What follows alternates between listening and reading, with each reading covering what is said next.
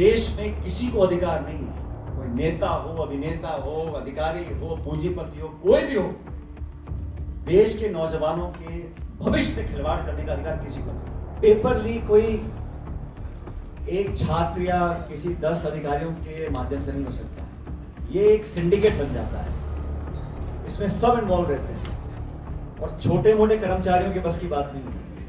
ये तो बड़े स्तर पर, मैं नहीं कह रहा हूं कि मिलीभगत है, लेकिन जानकारी के अभाव में इतने बड़े स्तर पर कोई पेपर लीक नहीं कर सकता। तो ये बीच में ऐसी क्या जरूरत पड़ गई कि शिवसेना, टीएमसी, आम आदमी पार्टी और एनसीपी, इन सारे सांसदों को आप लेकर आ रहे हो अपनी तरफ। ये लोग संसद के अंदर एक मैन्युफैक्चर्ड मेजॉरिटी बनाना चाहते हैं, जो मेजॉरिटी जनता ने नहीं दी 24 में।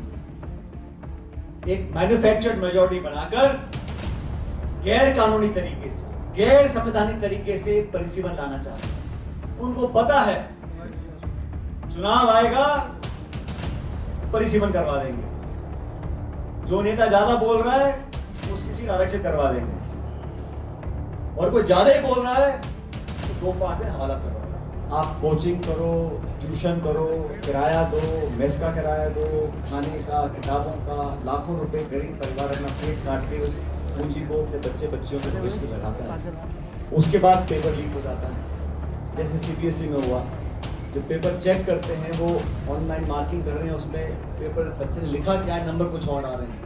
मैं चर्चा नहीं करना चाहता हूँ महंगाई कितनी है, किसानों का क्या हाल है, मध्यम वर्ग का क्या हाल है, पेट्रोल डीजल की क्या दाम है, वो आप सब जानते हो। नीट का पेपर पिछली बार लीक हुआ, सीबीआई की जांच हो गई।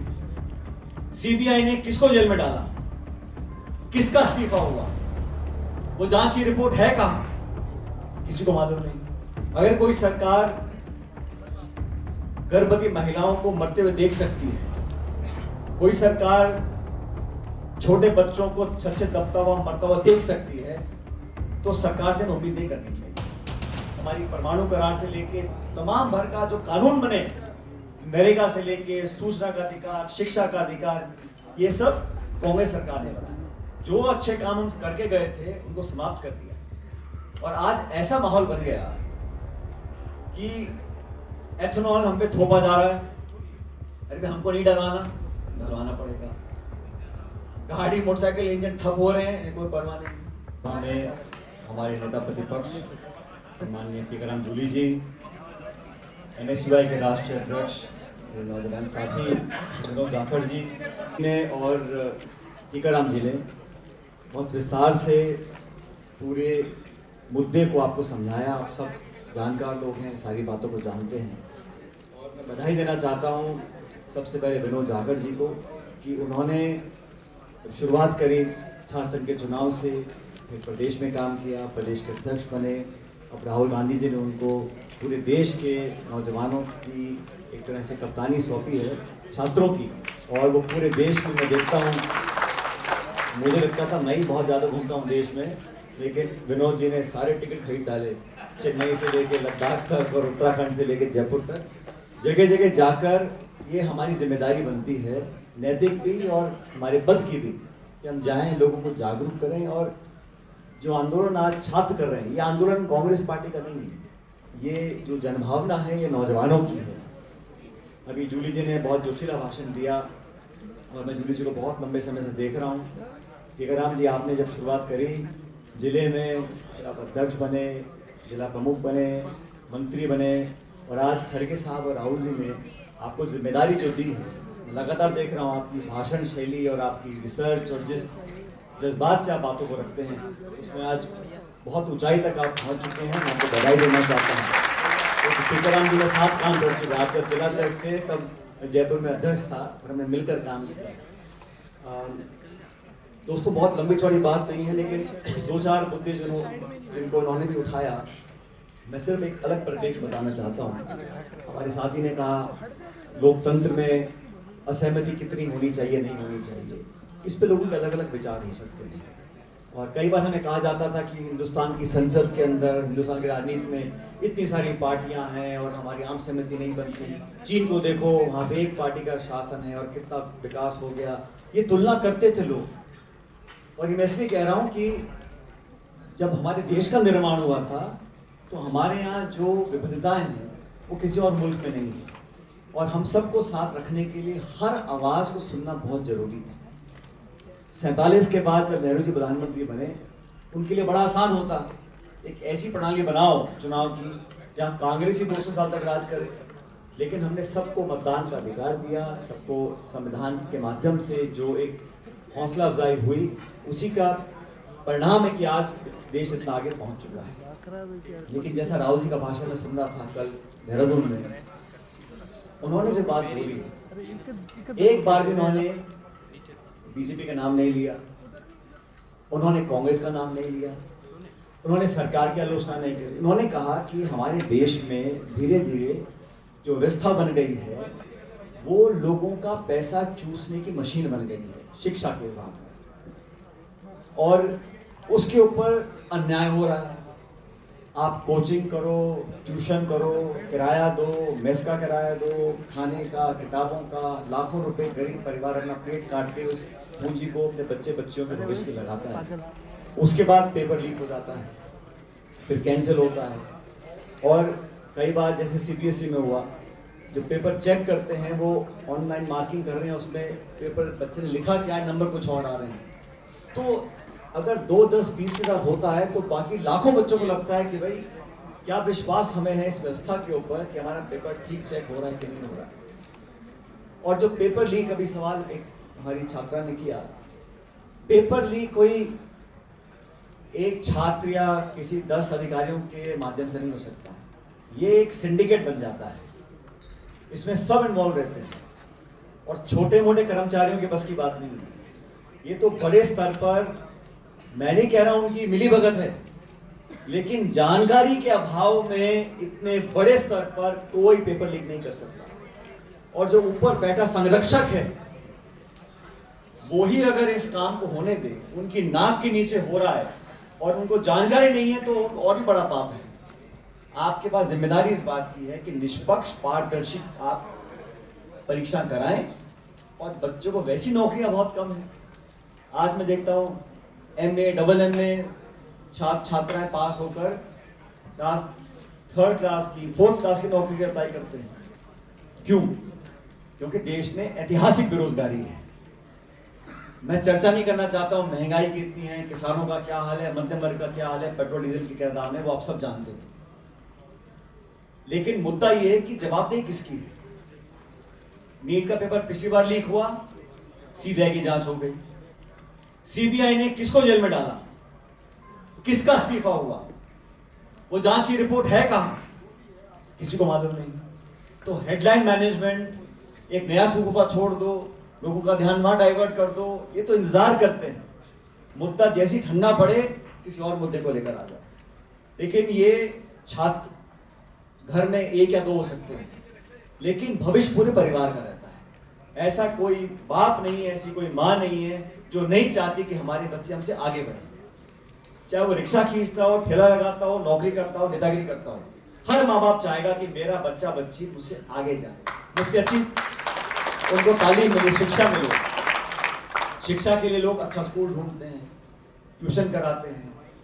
लेकिन राजस्थान में, जैसा मैंने पहले भी कहा, चिकित्सा और शिक्षा सबसे महत्वपूर्ण डिपार्टमेंट्स हैं। अगर कोई सरकार गर्भवती महिलाओं को मरते हुए देख सकती है, कोई सरकार छोटे बच्चों को छत दबता हुआ मरता हुआ देख सकती है, तो सरकार से हमें उम्मीद नहीं करनी चाहिए। लेकिन देश में आज जो माहौल बना है ये हमारी देन नहीं है। हम तो विपक्ष में बैठे 12 साल से केंद्र में और 2.5 साल से इस प्रदेश में, लेकिन जो लोग चिल्ला चिल्ला कर बोलते थे महंगाई, करप्शन, बेरोजगारी, आप में से कितनों को पता है कि आज देश में जो लोकपाल उसका नाम क्या है? किसी को मालूम है कौन है हिंदुस्तान का लोकपाल या प्रदेश का कौन है? उस पर पूरे देश में मनमोहन सिंह जी को क्या क्या लोगों ने नहीं कहा। आज वो भला आदमी दुनिया में नहीं है। मुझे सौभाग्य रहा कि मैंने उनके साथ काम किया। उनसे नेक और ईमानदार और सहनशील आदमी कोई नहीं हो सकता। मनमोहन सिंह जी को सदन के अंदर क्या क्या बोला गया हमने सुना उस बात को, लेकिन आज दुनिया याद करती है। आज के दिन अच्छे दिन है या मनमोहन सिंह जी वाले अच्छे दिन थे? मनमोहन सिंह जी वाले। उन्होंने क्या कुछ नहीं किया। 10 सालों में देश की आर्थिक व्यवस्था, देश में सबको साथ लेकर चलना, कोalition सरकार को लेकर चलना, हमारी परमाणु करार से लेके तमाम भर का जो कानून बने, नरेगा से लेके सूचना का अधिकार, शिक्षा का अधिकार, ये सब कांग्रेस सरकार ने बनाया। मैं कल गांव में गया, मैंने पूछा भाई नरेगा के क्या हाल है, कैसा? वो तो बिल्कुल काम खत्म, नाम बदल दिया और कार्यक्रम ठप। 2-3 दिन पहले मैं बांसवाड़ा में था, सारा क्षेत्र आदिवासी भाई बहनों का है। नरेगा से मजदूरी कौन करता है? कौन सेठ साहूकार जाके तसला मट्टी पटकता है? गरीब लोग जाते हैं, जिनको कमाई के लिए 100-200 रुपये अतिरिक्त मिल जाए जेब में डालने के लिए। नरेगा बंद कर रखी है। जो अच्छे काम हम करके गए थे उनको समाप्त कर दिया। और आज ऐसा माहौल बन गया कि एथेनॉल हम पे थोपा जा रहा है। अरे हमको नहीं डलवाना पड़ेगा। गाड़ी मोटरसाइकिल इंजन ठप हो रहे हैं, ये कोई परवाह नहीं। ये जो काम हो रहे हैं ये क्यों करे जा रहे हैं? उनको पता है चुनाव आएगा, परिसीमन करवा देंगे। जो नेता ज्यादा बोल रहा है उसकी सीट आरक्षित करवा देंगे, और कोई ज्यादा ही बोल रहा है तो 2-5 दिन हवालात में पड़वा देंगे, उसको मुख्यमंत्री बना देंगे। ये जो सरकार का काम करने का तरीका, मैं इसलिए बता रहा हूं कि नौजवानों को समझना पड़ेगा। चुनाव की हार जीत ही इन लोगों का भविष्य है, और कोई मापदंड नहीं है। जैसा टीकाराम जी ने कहा, जो विरोध करना चाहता है, हमारे देश में पहले आंदोलन हुआ करते थे, सरकार किसी की भी हो, नेहरू जी की हो, इंदिरा जी की हो, मनमोहन सिंह जी की हो, एक लेबर मूवमेंट होता था, स्टूडेंट मूवमेंट होता था, लोगों से संवाद होता था, लॉन्ग मार्च निकाले जाते थे, हमारे कम्युनिस्ट भाई बहन निकालते थे, अलग पार्टी के लोग निकालते थे, एक संवाद होता था। कोई विपक्ष नेता कुछ बोलता था, उससे पूछ आ जाता था, उससे एक संपर्क साधा जाता था। आज जिस प्रकार वांगचुक जी को उठाकर ले गए, वो लद्दाख का रहने वाला है। वो किसके लिए भूख हड़ताल में बैठे थे? देश में व्यवस्था बेहतर हो जाए इसलिए बैठे थे। ये सरकार का कायराना कदम था, कायरता का प्रतीक है। आप किसी आदमी के भूखे रहने से इतने घबरा जाओ कि आप वो कंबल में डाल के उनको उठा के ले गए, मतलब आप संवाद करना नहीं चाहते, आप नाक ऊंची कर बात करना चाहते हो। मुझे लगता है जो मुद्दा राहुल जी ने उठाया छात्रों को लेकर, पूरे देश में हम उसको आगे ले जाना पड़ेगा, शांतिप्रिय तरीके से। दबाव झेलने का इस सरकार का कोई सरोकार नहीं है। और भाषण क्या देते थे? ना खाऊंगा ना खाने दूंगा। अभी जूली साहब अयोध्या में आपने जिक्र किया, वो ट्रस्ट के चेयरमैन हैं अयोध्या राम मंदिर के, वो तो चुनाव जीत के नहीं आए, उनको तो अपॉइंट किया है ना। नाम क्या उनका? चंपत राय। पूरा चन्ना चंपत कर गए और कोई पूछने वाला नहीं है। मैं पिछले दिनों आगरा गया था कार्यक्रम करने के लिए, मैंने कहा भाई आप यूपी के लोगों, वहां क्या रहा है चंदा चोरी का? मतलब FIR हो गई, किसके खिलाफ हुई है? एक ड्राइवर, एक चपरासी और एक बाबू, और उनका इस्तीफा स्वीकार कर लिया गया। जिन्होंने चंदा चोरी अपने सामने होते हुए देखी या करी, मैं नहीं जानता हूं, उनका बाइज्जत इस्तीफा स्वीकार किया, उनको बर्खास्त नहीं किया गया। उत्तर प्रदेश के मुख्यमंत्री और दिल्ली के जो सत्ताधारी लोग हैं, लगता तगड़ा खिंचाव है वहां। और ये खबर जो बाहर आई है चंदा चोरी की, ये कोई खुफिया तंत्र है जिसने बाहर निकाली है खबर। हमने तो आइडिया लगाया नहीं था, और ना किसी पत्रकार की हिम्मत है जाके वहां पे जांच कर ले। जो भी हो, लेकिन भगवान राम के नाम पर जो व्यक्ति श्रद्धा से अपनी हैसियत के हिसाब से 2 रुपए, 5 रुपए, 100 रुपए, 500 रुपए हम चंदा क्यों देते हैं?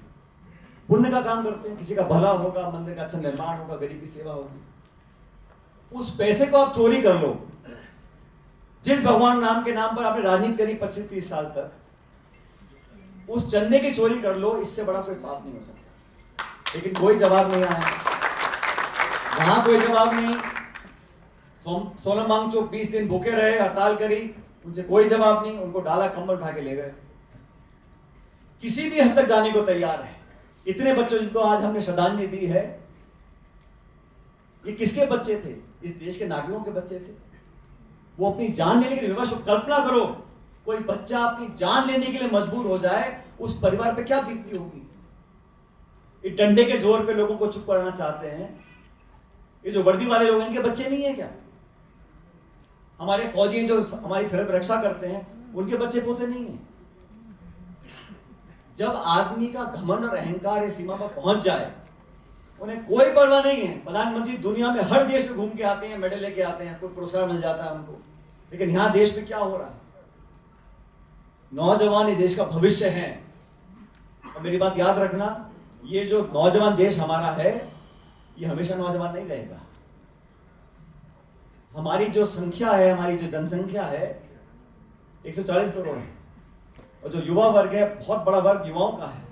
लेकिन 20 साल के बाद जब उम्र बढ़ेगी तो रोजगार वाले पाने लोगों की जो संख्या वो कम होती रहेगी। जो बुजुर्ग हैं, जिनको मदद की जरूरत है, जिनका स्वास्थ्य खराब रहता है, वो बहुत बड़ा बोझ है। पूरे यूरोप में, जापान में जो वृद्ध लोग हैं, उनकी संख्या बढ़ गई है, काम करने वाले लोग नहीं है। हमें आज सोचना पड़ेगा, अगर ये 10-15 साल हमने गंवा दिए और सार्थक रोजगार बच्चों को, नौजवानों को नहीं दिया, तो आने वाले 20 साल के बाद बहुत बड़ी दिक्कत पैदा होगी, सामाजिक दिक्कत पैदा होगी। हमारे देश में बीमा, सोशल सिक्योरिटी नहीं, हमारा घर परिवार ही है, पड़ोसी रिश्तेदार है जो देखभाल करते हैं हमारी। इन सब बातों के बारे में आपको सोचना पड़ेगा। हम सब इस अभियान से जुड़े हुए हैं। आज कोई चुनाव नहीं है, कोई वोट नहीं पड़ रहे, लेकिन नौजवान हमारे देश के जो बच्चा बच्ची हैं, वो किसी जाति बिरादरी के हैं, हमारी अमानत है। और मैं बार बार सालों से बोलता आया हूं, इस देश में किसी को अधिकार नहीं है, कोई नेता हो, अभिनेता हो, अधिकारी हो, पूंजीपति हो, कोई भी हो, देश के नौजवानों के भविष्य से खिलवाड़ करने का अधिकार किसी को नहीं। आप राजनीति करो, वोट मांगो, अलग बात है, लेकिन जवाबदेही तय होनी पड़ेगी, पारदर्शिता लानी पड़ेगी। इतने सारे पेपर लीक होने के बाद कोई बयान नहीं, कोई गिला शिकवा नहीं, कोई माफी नहीं, कोई अकाउंटेबिलिटी नहीं, ऐसा नहीं चल सकता। और ठीक कहा, संविधान बहुत बेहतर है हमारा, लेकिन अम्बेडकर जी ने कहा था, संविधान हम कितना बढ़िया बना लें, लेकिन अगर चलाने वालों के नियत में खोट आ गया तो एक कागज की किताब कुछ नहीं कर सकती। इसीलिए राहुल गांधी जी और खड़गे साहब, हम सब इस संविधान को अपना धर्म मानते हैं। संविधान से देश चलता है, कानून से देश चलता है। अभी जैसा आप कहा जूली जी ने, ये 240 सांसद बीजेपी के पास हैं, और नायडू जी, नीतीश कुमार के सांसद मिला के सरकार चल रही है। गठबंधन की सरकार है, लेकिन अपने बिल पास कराने में कोई दिक्कत नहीं आती। तो ये बीच में ऐसी क्या जरूरत पड़ गई कि शिवसेना, टीएमसी, आम आदमी पार्टी और एनसीपी, इन सारे सांसदों को आप लेकर आ रहे हो अपनी तरफ? ये लोग संसद के अंदर एक मैन्युफैक्चर्ड मेजॉरिटी बनाना चाहते हैं, जो मेजॉरिटी जनता ने नहीं दी 24 में। एक मैन्युफैक्चर्ड मेजॉरिटी बनाकर गैर कानूनी तरीके से, गैर संवैधानिक तरीके से परिसीमन लाना चाहते हैं। परिसीमन करने का सिंपल सा क्राइटेरिया है साथियों, पहले जनगणना होती है, फिर परिसीमन का आयोग बनता है, आयोग की सिफारिश होती है, और फिर सरकार लागू करती है, पार्लियामेंट के थ्रू लागू करती है। ये जनसंख्या होना देना चाहते ही नहीं है।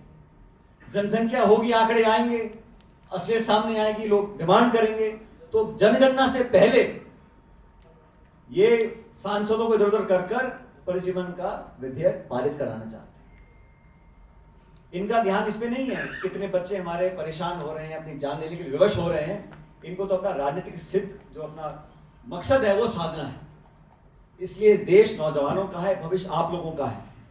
हम सब आपके साथ खड़े हैं, राहुल गांधी जी हो, हम सब लोगों, पूरे देश के लोग नौजवानों के साथ खड़े हैं। हम सब न्याय चाहते हैं, हम जवाबदेही चाहते हैं, और ये कितना भी लोगों को परेशान करें, आंदोलन को रोकने की कोशिश करें, हम नौजवानों के साथ खड़े रहेंगे। विनोद जी, हमारे तमाम साथी यहाँ मौजूद हैं, हम सब पूरे देश प्रदेश में जा रहे हैं, लोगों को हिम्मत बना रहे हैं, हमारी जिम्मेदारी बनती है। देखो चुनाव में क्या होगा, सरकार किसकी बनती, बात की बात है। हर तरफ से किसान पिस रहा है, नौजवान आक्रोशित है, मध्यम वर्ग परेशान है, और किसान को कोई उपाय नहीं दिख रहा। पूरे प्रदेश में जो हालात बने हैं, सिर्फ ये अखबार, विज्ञापन, होर्डिंग, झंडा, बैनर, पोस्टर से अपना काम चला रहे हैं। हकीकत में धरातल में सरकार की गवर्नेंस नहीं है। आप लोग संतोष रखो, और जैसा भी सबने कहा, 2.5 साल के बाद चुनाव है, और हमारी पूरी कांग्रेस पार्टी एकजुटता से लगी हुई है। जनता के बीच हम जा रहे हैं, माहौल हमारे पक्ष में है, और जो जो आपकी उम्मीदें हैं, अभी एक साथी ने कहा केस के बारे में कहा, पेपर लीक के बारे में कहा। कांग्रेस का शासन जब बनेगा राजस्थान में, सबसे पहली प्राथमिकता हमारी नौजवानों की रहेगी, उनके भविष्य की रहेगी, इस प्रकार के अपराधों को रोकने की रहेगी। और पुनः अब सब लोगों का बहुत बहुत धन्यवाद। हमारी बात को सुना। जय हिंद, राम राम।